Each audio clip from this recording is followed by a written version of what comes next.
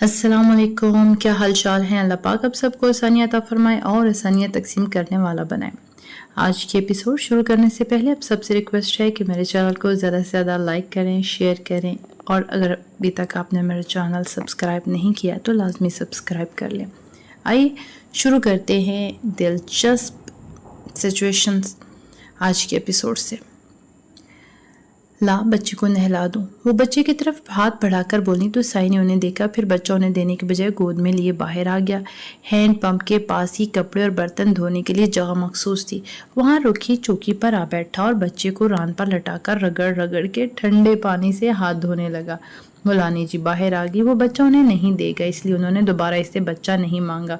वो चौकी उठाकर इसके पास आ बैठी जो बच्चे के गिर्द कपड़े लपेटे हटा रहा था। फिर इससे दोनों पांव जोड़कर बच्चे को पैरों पर लटा लिया। वाह जी वाह, गुड। मुलानी जी बाल्टी में से पानी के मग भर भर कर बच्चे पर अंडेले लगी और एक हाथ से बच्चे को संभाले, दूसरे हाथ से इसके जिस्म को नरमी से साफ करने लगा। बच्चा ठंड और पानी से परेशान होकर रोने लगा।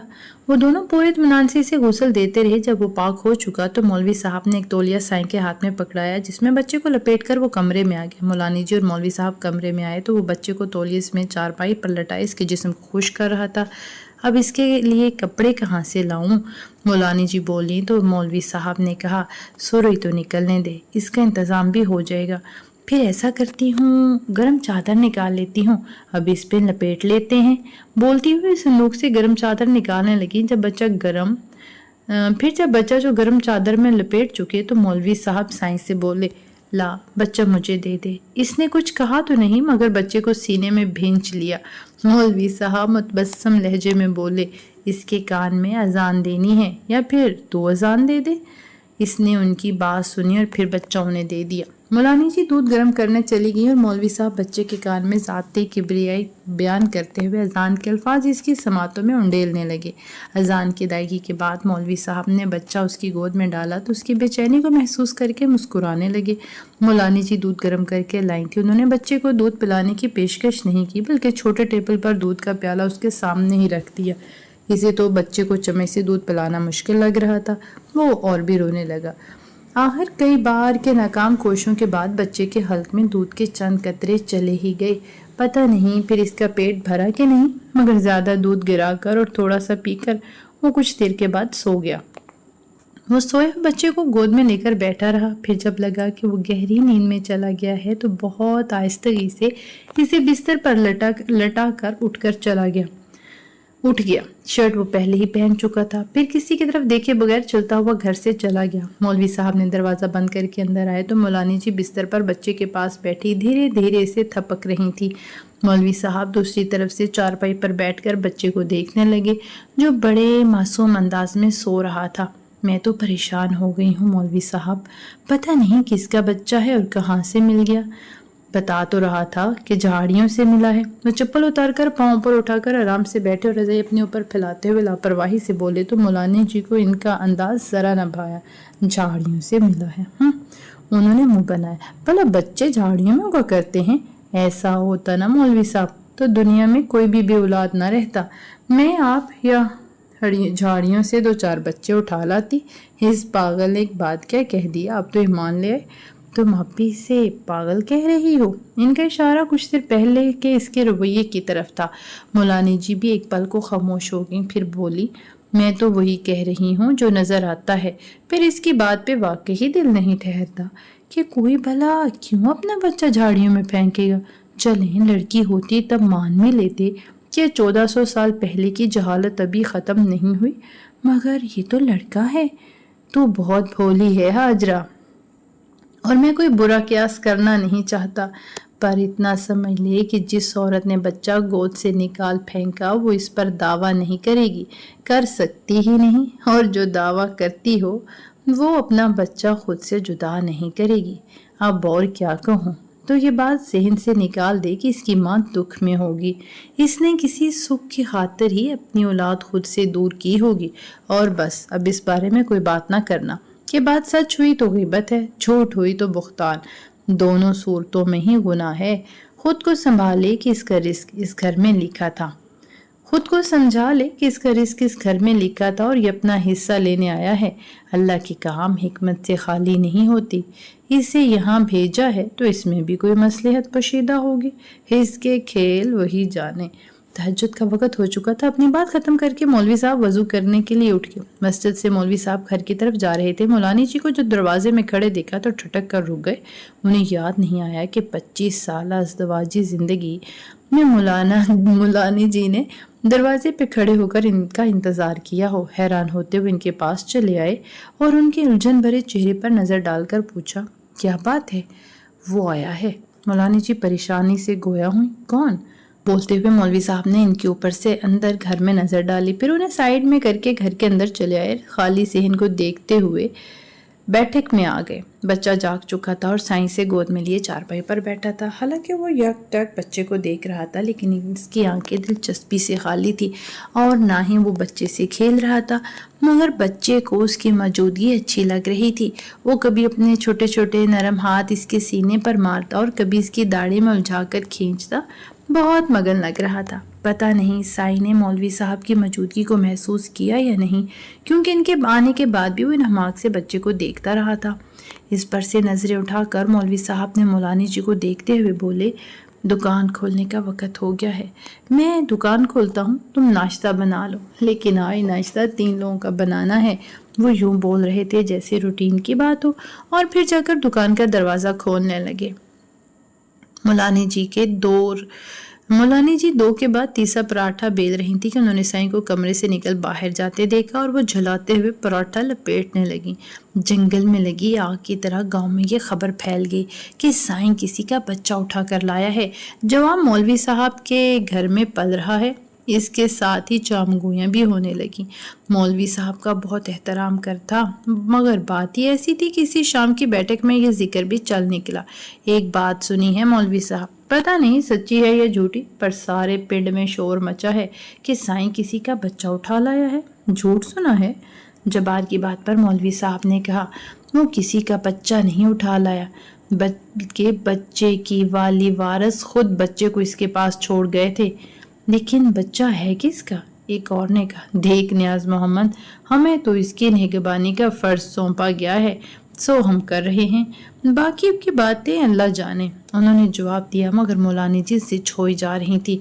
अकल की बात कर ज़ैनब, जिसने रात के अंधेरे में बच्चा वीरानी में फेंक दिया, कोई कहाँ इसका पता ढूंढे। इनकी बात पर ज़ैनब बोली, ये भी है, पर कुछ दिन इंतजार करके देख लें, शायद कोई इसे लेने आ जाए।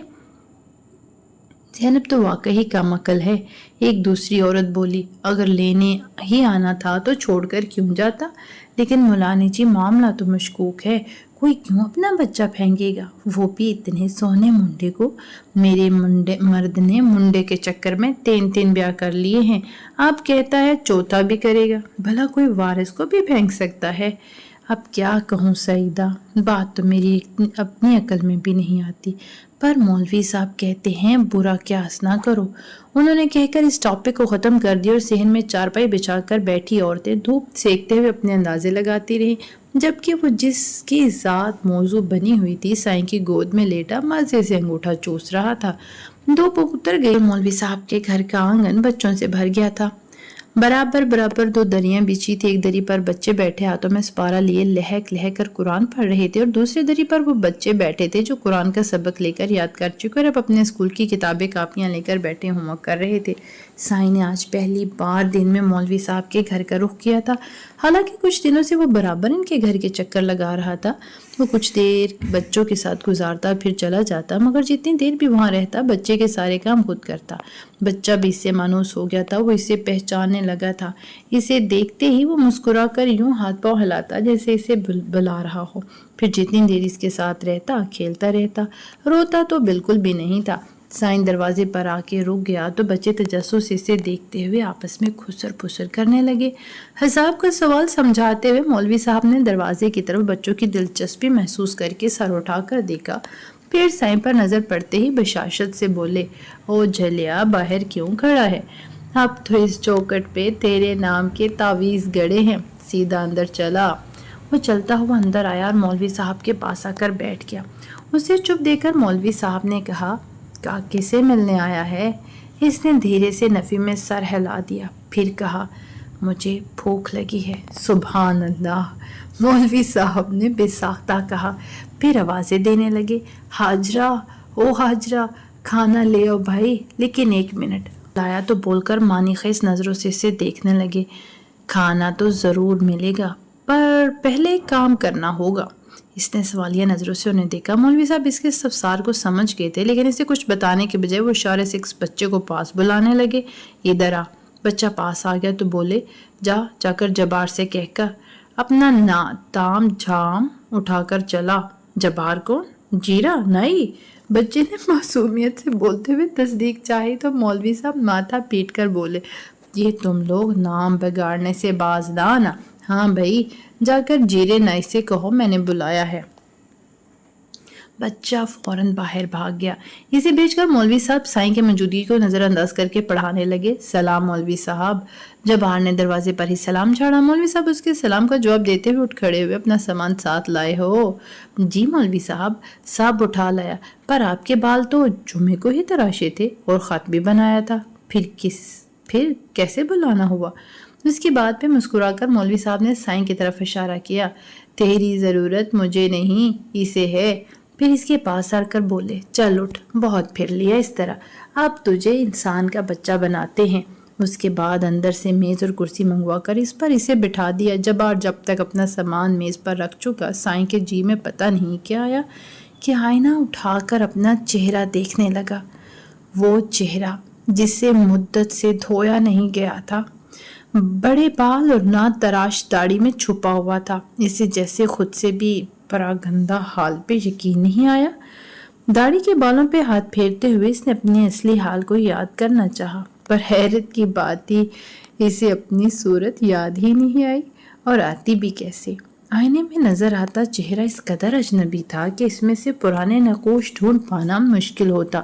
جبار نے اس کے کندھوں پر تولیہ ڈال کر سر کے بال تراشنا شروع کیے۔ اس نے مدت سے سر نہیں دھویا تھا، نہ بالوں میں تیل لگایا تھا۔ اب اس کی حالت جھاڑ چکاڑ جیسی ہو رہی تھی، جسے کاٹنا آسان کام نہیں تھا۔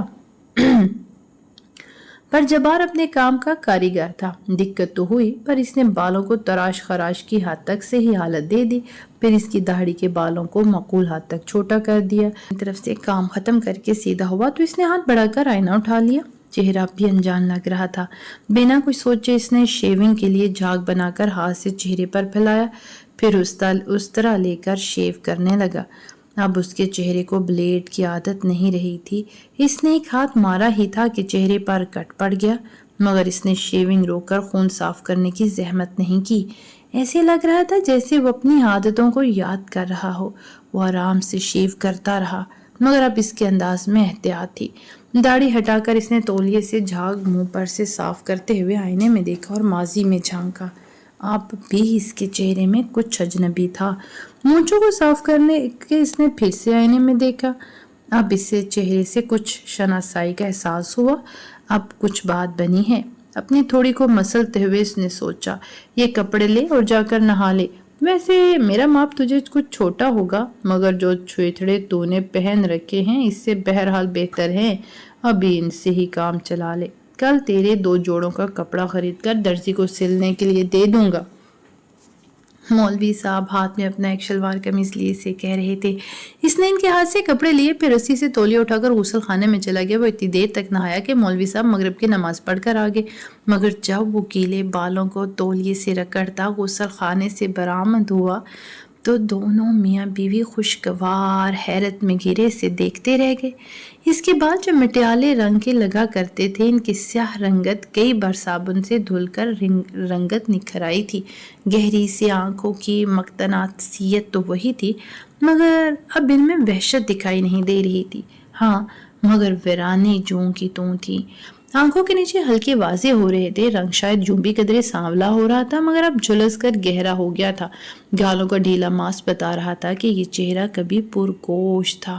ان آبی رنگت کے ہونٹ جو سختی سے بھیجے رہتے تھے، اس وقت نرمی سے بندے، جن سے چہرے کا تاثر ہی بدل گیا تھا۔ وحشت اور دیوانگی کی جگہ سنجیدگی اور متانت نظر آ رہی تھی۔ اس کی دراز قامت تو نظر آتی تھی، مگر شانوں کی چوڑائی زیادہ نمایاں ہو رہی تھی۔ अंदाज़ा लगाया जा सकता था कि वो कभी सेहतमंद जिस्म का मालिक रहा होगा, मगर अब इसका वज़न काफ़ी कम हो गया था। मौलवी साहब के कपड़े इसके लंबे कद पर काफ़ी छोटे थे। शलवार टुखनों से ऊपर जा रही थी और कमीज़ घुटनों से ऊपर। इस पर मजाक का हैस ये कि कमज़ोरी की हद तक दुबला होने के बावजूद कमीज़ इसके चौड़े चकले सीने पर फंसी हुई लग रही थी, मगर जिसने इसे दीवानगी के आलम में देखा होगा, इसके लिए इसकी बदली हुई हालत खुशगवार थी।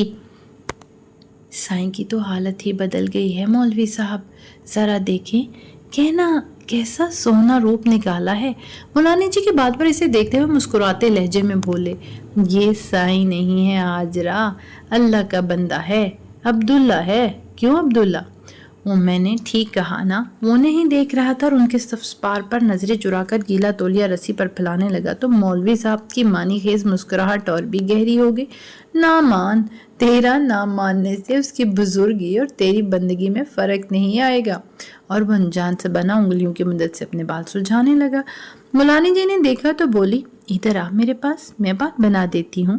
उठकर दीवार गिर अलमारी से कंगा पकड़कर वापस अपनी जगह बैठी। इसने सहन में पड़ी पीढ़ी उठाकर चारपाई के पास रखी जिस पर मौलानी जी बैठी थी और इस पर बैठ के सर इनके आगे झुका दिया। मौलवी साहब की मुस्कुराती नजरें इस पर टिकी थी जो निगाहें नीचे किए किसी भी तरफ देखने से गुरेज कर रहा था, जबकि मौलानी जी इसके बाल बनाते हुए बोलती जा रही थी, देने वाले ने कितनी प्यारी सूरत दी है, पर तो है कि खामखा बिगाड़ रखी थी। अब न वो हालत बनाना।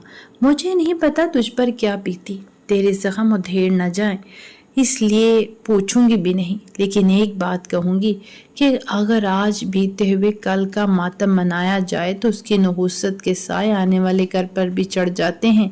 जो हुआ अगर इसे भूल नहीं सकता तो याद करना भी छोड़ दे। ले, तेरे बाल भी बन गए। इसके बाल बन चुके तो उन्होंने कहा। तभी अंदर से बच्चे के रोने की आवाज आई। वो अंदर चारपाई पे सो रहा था और जागने पे खुद को गिला पका रोने लगा। काका जाग गया है, मैं जरा इसे देख लूं। खुद कलामी करती उठने लगी तो इसने उनके घुटनों पर हाथ रखते हुए रोकते हुए कहा, आप रहने दीजिए, मैं देखता हूँ। हुलिया का समरा, इसकी तो बात करने का अंदाज भी संवर गया था। शाइस्तरी से बोलकर वो कमरे में आ गया और बच्चे को शाने से लगाकर चुप कराने लगा। लेकिन बच्चा तो इसकी गोद में आते ही ऐसे चुप हो गया जैसे माँ ने गोद में ले लिया हो। इसका रोना बंद हुआ तो अब्दुल्ला ने जैसे इसका तासुर देखने के लिए अपना चेहरा इसकी आंखों के सामने किया। बच्चा परेशान सा हो गया। लम्स जाना पहचाना पर चेहरा अजनबी। अपनी बड़ी बड़ी काली आंखों को पटपटाता वो अपने नरम हाथों से अजनबी चेहरे को छूने लगा तो एक मुद्दत के बाद अब्दुल्ला के चेहरे पर हल्की सी मुस्कुराहट उभर आई। इजहारे तशक्कुर के तौर पर इसने इन नरम हाथों को चूम लिया। अब्दुल्ला, आकर खाना खा लो। कुछ देर बाद के बाद मौलानी जी ने दरवाजे पर आकर कहा, फिर बच्चे को इसकी गोद में देखकर बोली, इसे भी साथ ले आना, इसके फीडर का वक्त हो गया है, पर कंबल में ठीक से लिपट लेना, कहीं सर्दी ही ना लग जाए। वो चली गई तो अब्दुल्ला भी से कंबल में लपेटकर बाहर बोरची खाने में आ गया और मौलवी साहब खाना खाकर उठ के, अच्छा हाजरा, मैं मस्जिद जा रहा हूँ, ईशा का वक्त हो गया है। और तू सुन अब्दुल्ला, खाना खाकर इधर उधर ना निकल जाना, बहुत होगी आवारागर्दी। अब आराम से घर पे बैठ, इसके लिए भी बिस्तर बिछा देना।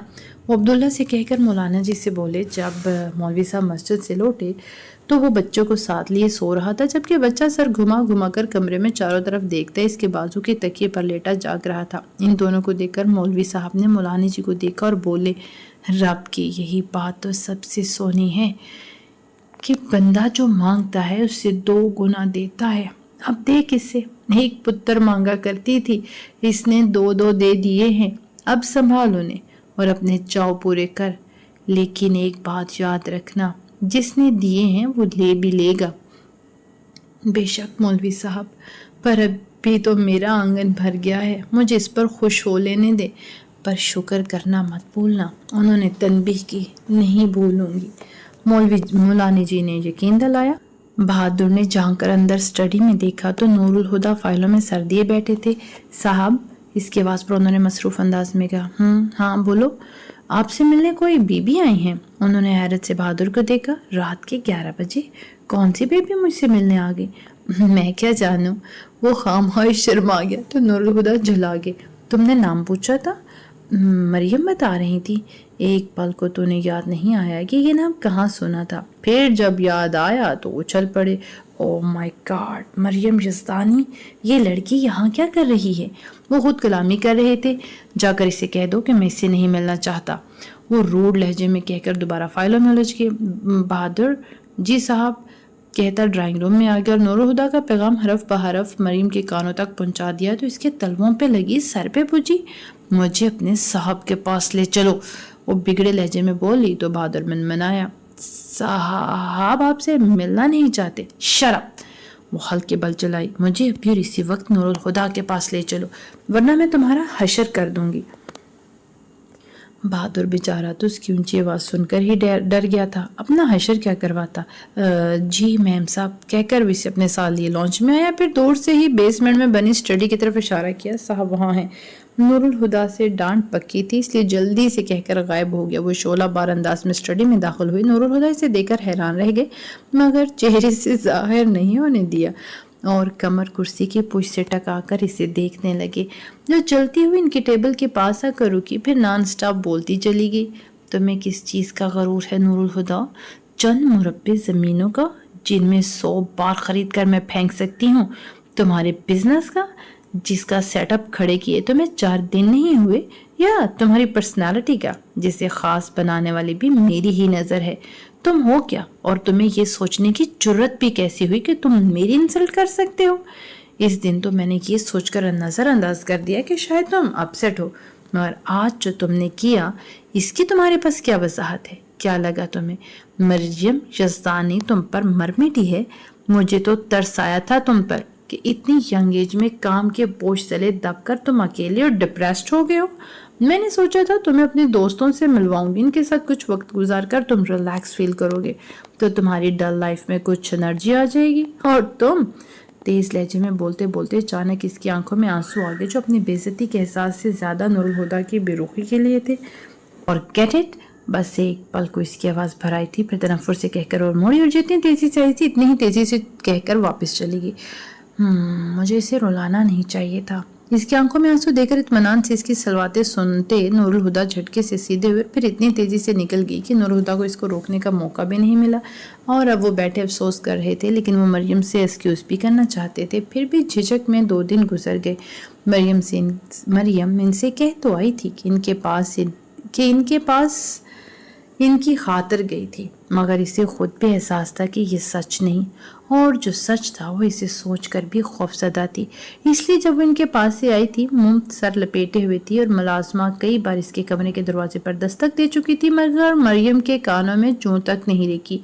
آخری حربے کے طور پر اس کی ممی دوسری چابی سے دروازہ کھول کر اندر آ گئی اور بیڈ پر بیٹھ کر اس کے شانہ ہلاتے ہوئے آوازیں دینے لگی، مریم اٹھو اٹھو، تم سے کوئی ملنے آیا ہے۔ مگر کون آیا ہے؟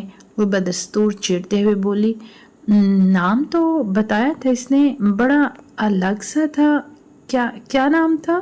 ان کی بڑبڑاہٹ پر مریم کو مزید تیش آنے لگا، مگر ضبط کیے بیٹھی رہی، پھر انہیں یاد بھی آ گیا، ہاں وہ نور الہدیٰ ہے اس کا نام۔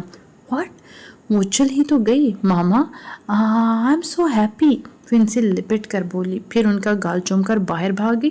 ڈرائنگ روم کے دروازے پر اسے بریک لگ گئی تھی، نور الہدیٰ کی روڈنس کو یاد کر کے اس کی ساری خوشی کافور ہوگی، مگر ان سے ملنا بھی چاہ رہی تھی۔ سنجیدہ سا چہرہ بنائے وہ ڈرائنگ روم میں داخل ہوئی تو نور الہدیٰ اسے دیکھ کر اپنی جگہ سے کھڑے ہو گئے۔ تھینکس گاڈ، ورنہ تو لگ رہا تھا تم ملنے کے لیے منع کر دو گی، میں تمہاری طرح بد اخلاق نہیں ہوں۔ اس کے بے شکستہ منہ بنا کر کہنے پر نور الہدیٰ مسکرائے اور کہا، ہاں وہ واقعی بد اخلاقی تھی، اس لیے میں تمہیں سوری کہنے آیا ہوں۔ اس کی صورت ایک دم سے روحانسی ہو گئی، اس نے غصے سے منہ پھیر لیا تو نور الہدیٰ اسے دیکھ کر بولے، آئی ایم سوری۔ اس نے توجہ نہیں دی، اچھا بابا یہ لو، ہاتھ جوڑ کر سوری کہہ رہا ہوں۔ اسے مانتا نہ دیکھ کر انہوں نے اپنے ہاتھ جوڑے تو بالکل اچانک ہی انہیں وہ پل یاد آ گئے جب خفا سی ملیحہ ان کے ہار ماننے پر بھی نہیں مانی تھی، اور پھر انہوں نے ہار کر اس کے آگے ہاتھ جوڑ دیے تھے۔ تم جو روٹ جاؤ گی تو میرے پاس کیا رہ جائے گا؟ اپنا کہا جملہ یاد کر کے ان کے اندر کا خالی پن سوا ہو گیا، ان کے ہاتھ بے دم ہو کر گر گئے۔ مریم نے ان کی طرف دیکھا، پھر ان کے چہرے پر پہلے بنجر پن کو دیکھ کر پریشان ہو گئی۔ क्या हुआ तुम्हें? नूरुल हुदा ने खाली आंखों से इसे देखा तो वो मुस्कुरा दी। कमन नूरुल हुदा, मैं मजाक कर रही थी।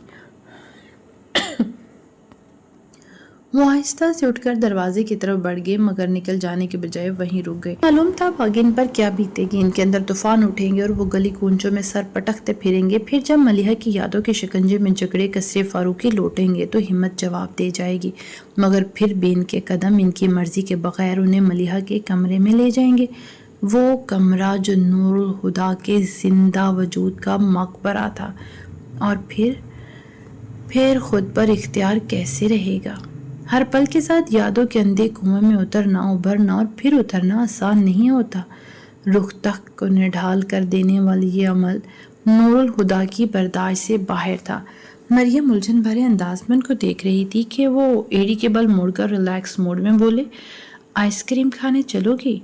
क्यों नहीं, वो झट से बोली। फिर कहा, लेकिन मैं ज़रा चेंज कर लूँ। नूरुल हुदा मलिहा की यादों को पल भर की मोहलत भी नहीं देना चाहते थे। फौरन बोले, क्या ज़रूरत है, ठीक तो लग रही हो। मैंने सुबह से कपड़े नहीं बदले और तुम्हें ठीक लग रही है। तुम कार में बैठो, मैं 5 मिनट में आती हूँ। रब से ट्राउज़र टी शर्ट में मरियम इनके पल पल बदलते मूड पर जच्चर होकर बोली, लेकिन वो मुस्तर रहे। कहा ना, ज़रूरत नहीं, और मुझे तुम इस वक्त बहुत खूबसूरत लग रही हो। ओके, वो झगड़ा ख़त्म करने को बोली, लेकिन शूज़ पहनने की तो इजाज़त मिलेगी ना। वो एक्चुअली तुम्हारे आने का सुनकर मैं बेडरूम से नंगे पाँव ही भागी चली आई। अपने जल्दबाजी का इतराफ़ इसने इतनी मासूमियत से किया कि नूरुल हुदा मुस्कुराए बगैर नहीं रह सके। मरियम काफ़ी बातूनी किस्म की लड़की थी, मगर इसकी बातें भी बहुत दिलचस्प थी। नूरुल हुदा इसकी कंपनी बहुत एंजॉय कर रहे थे। आइसक्रीम खाकर वो साहिल समंदर पर निकल आए और दूर तक गीली रेत पर पैरों के निशान बनाते चलते चले गए। शाम के साए ढले तो उन्हें वक़्त गुजरने का एहसास हुआ और वो पलट आए। नूरुल हुदा इसे ड्रॉप करने आए तो कार इसके घर के बाहर रोक दी, मगर वो बैठी रही। क्या सोच रही हो? वो इसे बैठे देखकर नूरुल हुदा ने पूछा तो वो बोली, सोच रही हूँ आज तुम अगली मुलाकात का वादा करोगे या नहीं? नहीं। इससे एक लफ्ज़ पर इसका चेहरा धुआं हो गया और इसने फौरन दरवाज़ा खोलकर उतरना चाहा, पर नूरुल हुदा ने दरवाजे के लॉक पर हाथ रखकर इसे रोक दिया। बात तो पूरी सुनती जाओ, वो डपट कर बोले। फिर इसे देखकर मुस्कुराए जो खफा सी उन्हें घूर रही थी, और कहा, आज मैं तुमसे अगली मुलाकात का वादा लेना चाहता हूँ। और मरियम एकदम से हंस पड़ी और हंसती चली गई। चलो जी, इस जिंदगी का तो एक नया चैप्टर शुरू हुआ। मिलते हैं कल नेक्स्ट एपिसोड के साथ, न्यू ट्विस्ट के साथ। अपना बहुत ख्याल रखिएगा और थोड़ा सा ख्याल अपने इस चैनल का भी। अभी तक अगर आपने मेरा चैनल सब्सक्राइब नहीं किया तो इस खूबसूरत नावल के साथ साथ मेरे चैनल को भी सब्सक्राइब कर लें। मिलते हैं नेक्स्ट एपिसोड में। अल्लाह हाफिज़।